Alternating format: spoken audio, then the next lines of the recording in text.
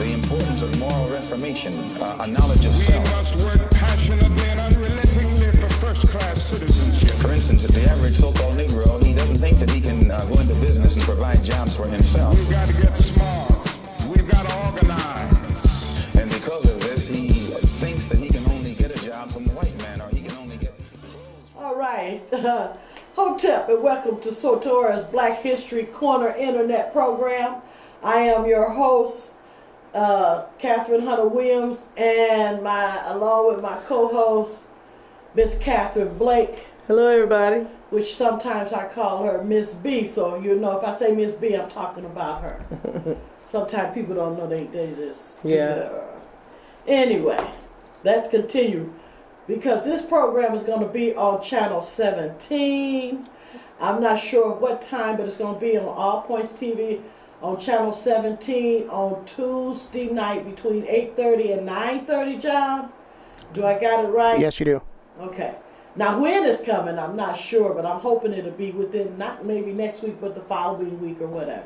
All right. So be on the lookout for us. All right. And if it do all well, which I kind of like, I want to keep going with that because I did get to see one of our programs on there, and it was awesome. I think we looked it good. We did, and then you know how I talk. It's still, I was on it. Okay. Because I remember when the Lord told me to do God's Cup of Blessings ministry, I did like Moses. And I said, Lord, I can't speak worth nothing. And then, I'm sitting up here, I'm arguing with the Lord. You just do what he tell you to do, that's all. But I sure did say, because Moses stuttered. Yeah. And he had Aaron. A lot of people don't know it was Aaron who did all the speaking. But I'll do the best I can, y'all. That's it. Sometimes I'll tell you, my tongue thick. It get thick. Anyway, let's move forward. And let's pass it on. Last night I watched the BET 2016 Awards. Amen. And I hope that y'all watched it too. I think it was the best one I've seen. It kept me up the whole time. It's a 4-hour program. Yeah. And then they have an after party. And I was looking for that too. Oh, they say Beyonce lit it up. Yeah. Yeah, they said they had water on the stage. One thing I like about Miss Lee, she don't play. Miss Deborah Lee. Miss Deborah Lee has it. I used to say, man, when the white folks do stuff, they do it all the way live. Well, Miss Deborah Lee do it all the way live. Yes. Oh, I think we talked about her one day on our program. Yes, we did. Okay, they had a young man on there who really impressed me with his activism. He won this year's humanitarian award for being an activist for social change. And this brother ain't playing. Oh. I mean, he sent me back to when I was in the 60s, the 70s, and the early 80s when we had people out there standing up very militantly telling you, Farrakhan even, I forgot to mention Farrakhan, because Farrakhan will tell you, don't mess. Don't mess with him. Don't mess with her. And don't nobody mess with him. Amen. Amen. And this guy's standing up talking. His name is... Wow. Oh, excuse me. Getting ahead of myself because I got excited listening to this young man. And also the crime race is coming up soon in Flint, Michigan, along with so many other running and walking races. And I want to tell you our story first about the activist, Jesse Williams and Anthony Reed, who made history after running a marathon. They some short stories, so let me knock them out and get on into it. And then Miss B is going to tell our story about Prathia. Did I pronounce her right? Prathia Hall, who was a tough platform speaker for social change also. Amen. And Dr. Martin Luther King Jr. said he preferred not to follow her after she had spoken. I said, whoa, okay. All right, let's get with Jesse Williams.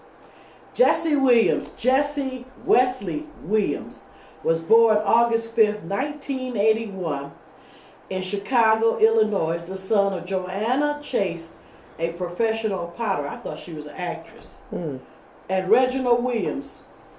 Williams has stated that his mother is Swedish, so when y'all see this young man, you're going to see he got blue eyes. Yeah. They looked at green to me, but blue But they eyes. might be green. While his father is of Black American and has some Seminole Indian descent from Georgia in him. Okay. Okay. Williams graduated from Temple University with a double major in Black American Studies and Film and Media Arts. Following in the footsteps of his parents, he taught high school in Philadelphia public schools for 6 years. He was a teacher. He was a teacher. None of my teachers look like that. That's so true. You see this young man? How He's very handsome. Woo. Where he used his degree earned at Temple to teach American Studies, African Studies, and English. In 2012, he established a production company known as Fire World Inc. In 2013, Williams wrote an article for CNN which offered an analyst of the award-winning film Django Unchained. Oh, really? Remember that movie? Yes, sir. Yeah. Later that year, Jesse narrated an audio book for the Bone Chronicles, What Really Happened in Peru by Cassandra Clare and Sarah Reeves Brennan. And you might know him from Grey's Anatomy. Grey's Anatomy. I forgot to say that about him. Okay, it's up here. He is best known for his role as Dr. Jackson Avery on ABC television series Grey's Anatomy. He also appeared in the hit 2013 film Lee Daniels' The Butler. They kept saying that last night about him playing a part in The Butler. I don't remember him in there. I don't either. As a real-life civil rights leader, Reverend James Lawson. Oh. I don't remember him either. Okay, let's move forward because we got to get... Well, I'm interested in what he said about the Django, too, because that was just a spaghetti western, you know. Yeah. But if he said anything about the Django, it should show that slaves did love their mates. Because he did everything he could to get that woman back. Yes, he did. And in the end, he got her back. So that's what I got out of it. I had to look between the lines because people was getting off on him killing whites, you know, blowing, just shooting them and whatever. And he always kind of came out on top. But I got out of it that he really loved that woman. Well, to me, it was just another spaghetti western, Clint Eastwood like to me, because all those spaghetti westerns, you think about Clint Eastwood and Yul Brynner and all those old actors, and this was to me a new spaghetti. But he was a slave. Yeah. That's This was new. And the guy made him free after the fact. Yeah. This was all a This different was a terrible term. Yeah. Yeah, because he was, and I would hear him in the audience just clapping. Yeah. Well, there's a new spaghetti western coming out. Well, go ahead. All right. It is another one coming out. The Magnificent Seven, and I can't wait to see it. Yeah. I said, look at this.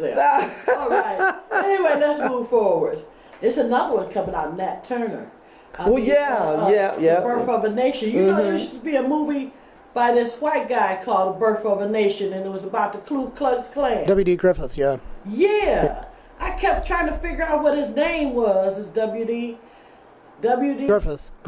Yep. Came out with Birth of a Nation, and it was about the Ku Klux Klan. In fact, that was the beginning of the Ku Klux Klan, the first movie they made about them. That was the first movie, and that was also basically like a recruiting tool for a lot of them, at that time. It was a recruiting because tool. a lot of people see that was pretty prevalent in the 1920s here in Flint, even.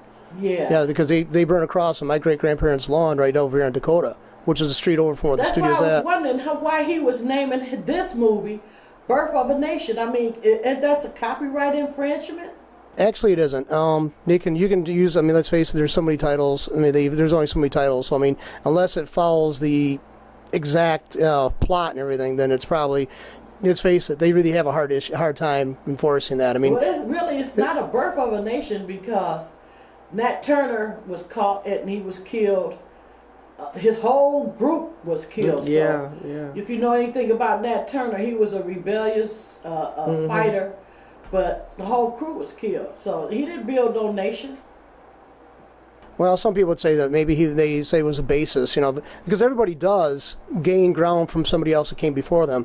Civil rights movement example and all that. I mean, let's face it, if it wasn't Magna Carta, we wouldn't have the Declaration of Independence. If it wasn't for that, we wouldn't have all these. So It's basically, a it's lot of built. things we would not have. Right. If other people had not done them Right. prior. Right. So I mean, I basically, everybody's looked built up on it. about. Oh, Yeah, I was going to say, if you ever want to watch a movie, it shows that too quite a bit. It's the book, the movie Gangs of New York that came out for about maybe 12, 14 years ago. And it shows basically about the bloodshed. And, every country is, everybody I've thinks, seen that several times. I like watching that's a it. good movie. What's his name? Leonardo DiCaprio. Caprio. playing in it, and I enjoyed it anyway. See, I told y'all. Excuse me, but it's DiCaprio. Did I say it right? I ain't gonna lie about my speech. What can I say? I told y'all I had a mini stroke and it never came back right. Well, you fine. Ugh. Okay. In May 2016, Williams released a documentary film he directed entitled Stay Woke. I don't know if you've seen that one. I've seen it. It was No. awesome too. Really? Stay woke. Wake up, y'all. Wake up. Oh, okay. The I'll Black look it Lives up. Matter. You don't remember seeing that? It came out maybe last month. I caught it on some TV, but it was awesome. I think I got it. If you got Demand, go to Demand. Yeah, okay. Williams is the youngest member of the board of directors at the Advancement Project, a civil rights think tank What? and advocacy group. Okay. He's a great advocate. Oh, in October 2014, also known as Ferguson October, Williams joined thousands in Ferguson, Missouri to protest the shooting Yeah, I did hear about of that. unarmed black teenager Michael Brown. And last night he named off a few He people. sure did, yes. All right. On September 1st, 2012, Williams married Arian Drake Lee, a real estate broker. And they have 2 children, Sadie, born, or it might be Sade, born December 13th, and Maceo, born August 2015. That was probably her with him last night. It was her, sitting by him. I was glad to see he was married to a black woman, or a swirl, whatever, See, when we see them, they may be black and white, but we see them as black, and that's the way it go in that type of person, swirl person. We call them swirls. I call them swirls. They call themselves swirls, but they don't like it. They're biracial. Yeah. Bottom line.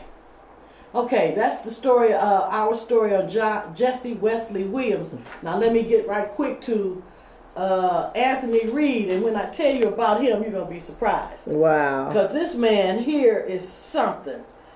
He was born in St. Louis, Missouri. Today he lives in Dallas, Texas.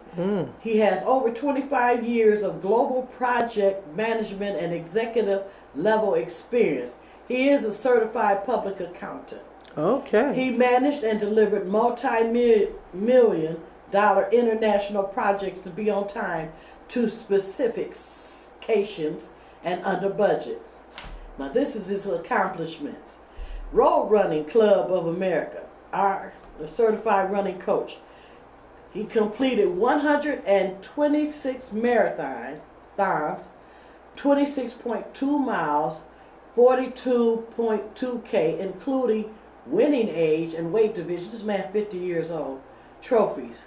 Wow. He made history after running a marathon on all 7 continents.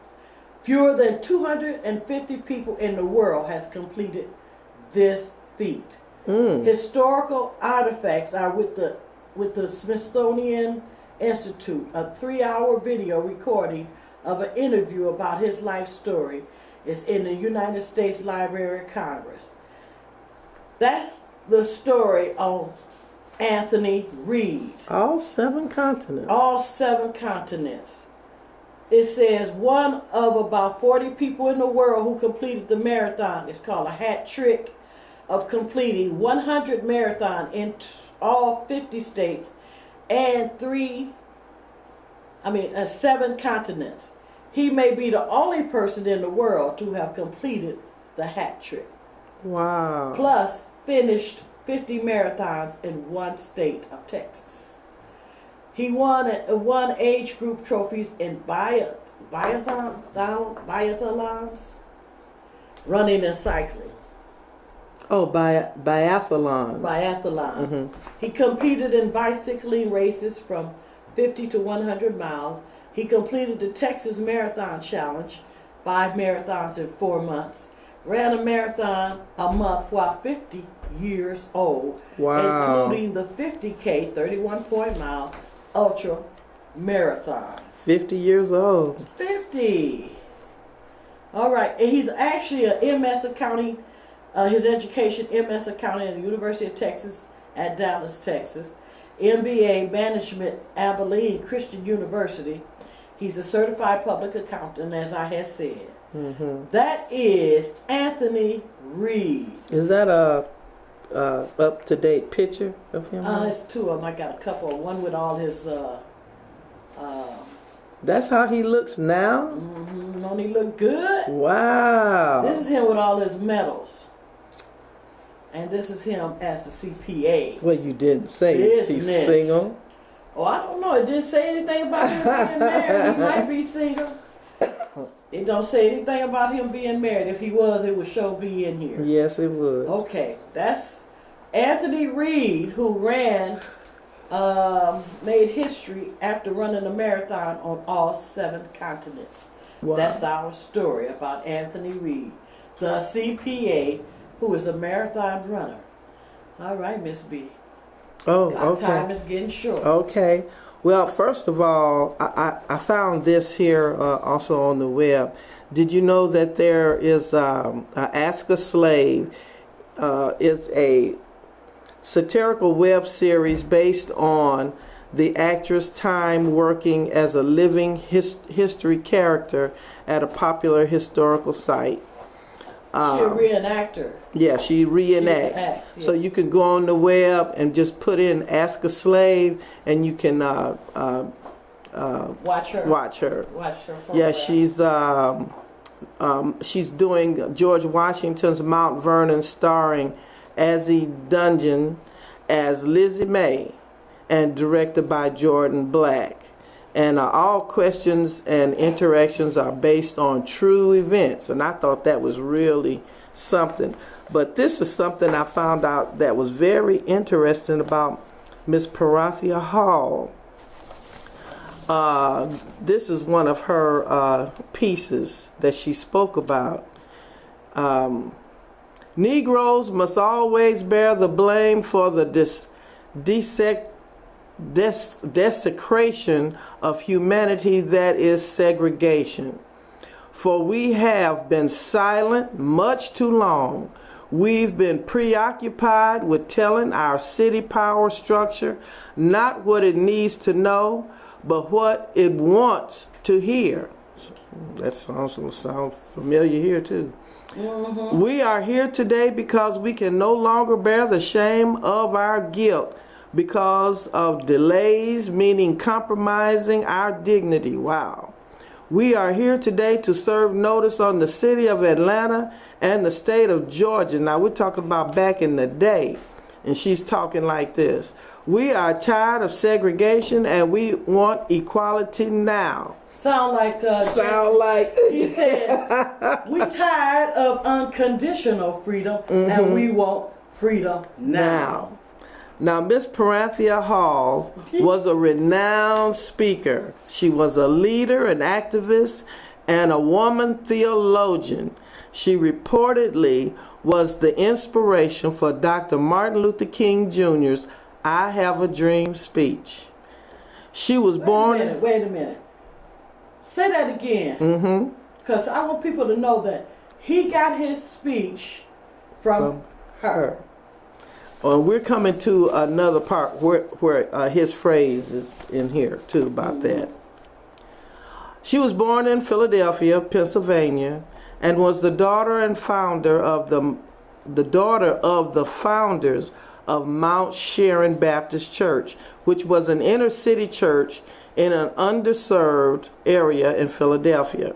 Her father was Reverend Berkeley Hall and was a Baptist minister who was also a passionate advocate for racial justice. So you know where she got it from. And as a young girl, her parents sheltered her from the indignities of the day-to-day problems that most black people endured during that time. And she still today. Still today. Yeah. She received her early education by attending a predominantly white school. Okay. So she got some good education, didn't got she? good education. Mm-hmm. One day, Hall traveled along with her sisters to visit their grandparents in the South. In the South. In the South. Sound like she went like I did down there, and when I got down there and I seen them signs. You know, a rude awakening. Well, I was a child, you know, but Daddy used to take us down there to see my grandmother, his mother. And my uncle would take me around, Uncle Charles, peace be on his soul. He would take me around, and I used to ask, like, because we couldn't drink the water. Color fountain, white fountain. And I used to ask him, was something wrong with the water? And then I seen it with my own eyes. It was because the water that came out the color fountains was a rust color. You know, all I knew was brown as a child. And then we couldn't use the bathroom. But the whites had that, the cooler. Blacks had a little spigot spout thing or whatever, but the water wasn't right. And then the whites had the cooler and the water was clear. I used to ask Uncle Charles, what is that, Uncle Charles, you know? And then you can't use the bathroom. He taking me into town, but I can't go use the bathroom. That was an awakening for us too. Coming from Michigan to Mississippi. We were going to, when we got to Mississippi, everybody had to use the bathroom. And Daddy pulls over to this little gas station. And we all load out of the car. And he said, you know what he said? We don't serve nobody here. Don't serve colors here. Huh? No, he didn't say it like that. Okay. I know you saying it real nice. I'm trying to be nice, but we couldn't use the bathroom. We couldn't get gasoline. We couldn't do nothing. And Daddy we was in a new station wagon. Daddy had his vacation check. He had a few dollars on him. We were dressed nice. We looked good, but it didn't matter. Daddy had a new car too, a Buick. Yep. My daddy worked at Buick and he liked the Buicks, and that's what we had, and we head south. But I seen those. I seen them too. It was a wake up call for me. It was a wake up, yeah. Even though I was born down there, I was reared here. Right. So I didn't know nothing about South. And then they stopped taking after my mother and father broke up. Didn't go down there no more till I was a woman. And then when I went down there, I got my total history almost. Okay. Okay, it was the first 4 minutes. 1 minute? Four. Four? So well, let me go to this last piece here. Quick. Okay. Let's see here, right here. Well, but Dr. King. Oh yeah, here it is. During a visit in Terrell County, Georgia in 1962, Dr. Martin Luther King Jr. heard her, Miss Parenthia Hall. She was a young college student at the time, speaking at Mount Olive Baptist Church. And through her prayer, she shared her personal vision of what she hoped for the future of Black America. And in her prayer, she used the phrase, "I have a dream," many, many times. Dr. King was so very impressed with her prayer that in particular, he admired her use of the phrase, "I have a dream." And as ministers often do, King would later incorporate "I have a dream" into some of his own speeches. Dr. King is quoted as saying, "Parenthia Hall is the one platform speaker I will not follow." Yeah, but that's one of his most famous speeches was "I have a dream." Yeah. And he got it from Miss Parenthia Hall. Ain't that something? Ain't that something? I'm trying to watch John to watch our time. Okay, we all right? 3 minutes? Okay, I can speak fast in 3 minutes. All right, that's okay, young people.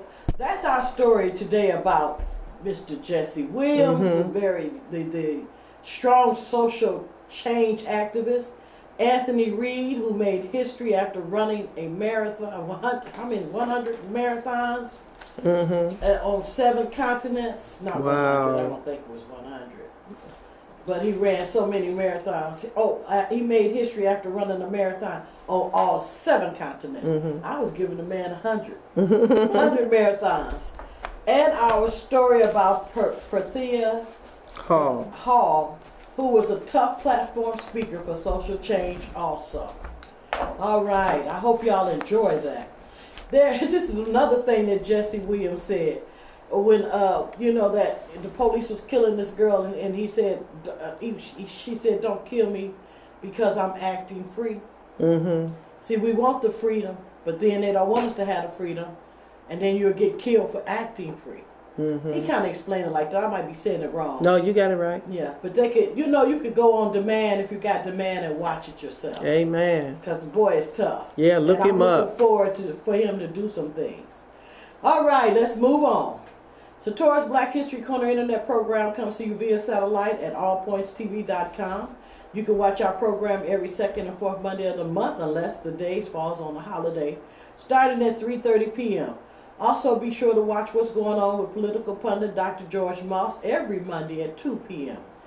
If you would like to get more information regarding Sator's Black History Corner's theme song, Be Proud to Be Black, you can contact TP Productions at 810-962-3258. That's TP Productions at 810-962-3258.